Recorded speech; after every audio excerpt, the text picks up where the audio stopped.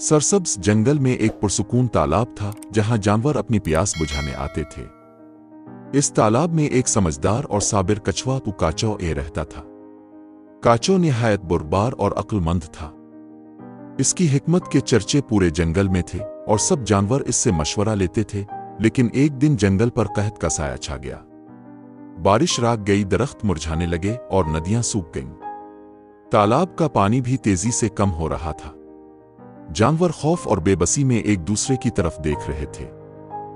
एक शाम काचो की करीबी दोस्त बतखें चुनकी और मनकी बेचैनी से फड़फड़ाती हुई इसके पास आए। उनकी आंखों में खौफ था। काचो भाई, चुनकी ने कांपती आवाज में कहा, यह तालाब खत्म होने वाला है।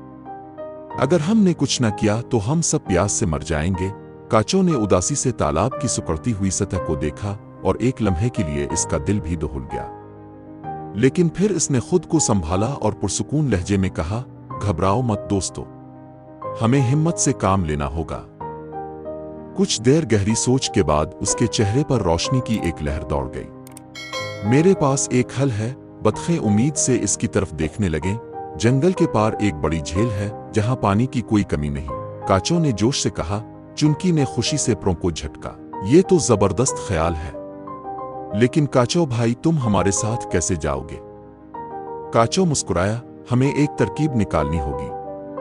अगर तुम दोनों एक मजबूत लकड़ी ला सको तो मैं अपने मुंह से इसे पकड़ सकता हूं और तुम दोनों मुझे उड़ा कर ले जा सकती हो। मगर शर्त यह है कि मैं रास्ते में एक लफ्ज भी नहीं बोलूंगा, वरना मैं गिर कर मर जाऊंगा। बत्तखों ने जोश से सर हिलाया और एक मजबूत लकड़ी तलाश करने चली गईं। जब वो वापस आए तो काचो ने लकड़ी को मजबूती से अपने मुंह में जकड़ लिया।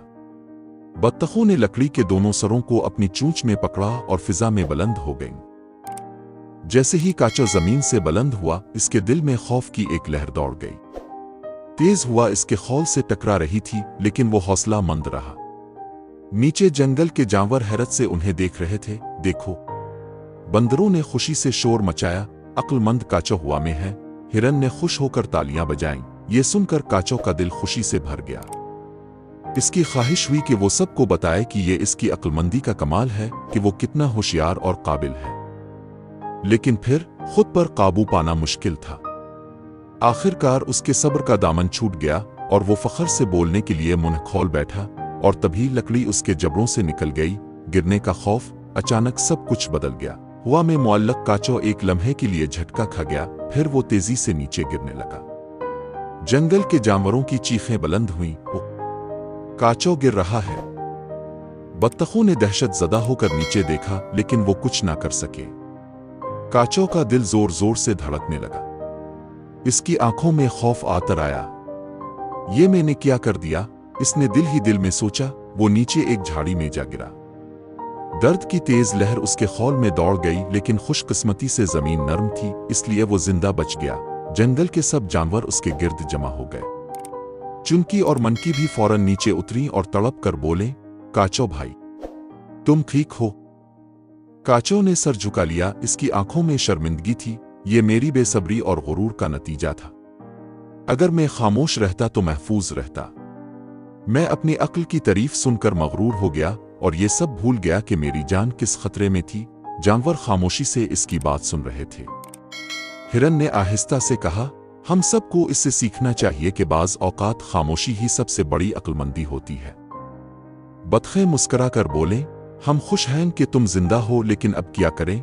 काचो ने एक गहरी सांस ली और इस बार उसकी आंखों में अज़्म की रोशनी चमकने लगी। हम दोबारा कोशिश करेंगे और इस बार मैं मुकम्मल खामोश रहूंगा। दूसरी बार काचो ने मजबूती से लकड़ी को पकड़ा और खामोशी इख्तियार की। बत्तखों ने इसे दोबारा, इस बार वो कामयाबी के साथ झील तक पहुंच गए, जहां काचो ने बाकी जिंदगी सुकून और खुशी से गुजारी। ये कहानी हमें सिखाती है कि बाज औकात खामोशी ही बेहतरीन हिकमत अमली होती है। गैर जरूरी बोलना, आफखर में मुब्तला होना नुकसानदेह हो सकता है। सब्र, हौसला और खुद पर काबू रखना ही कामयाबी की कुंजी है।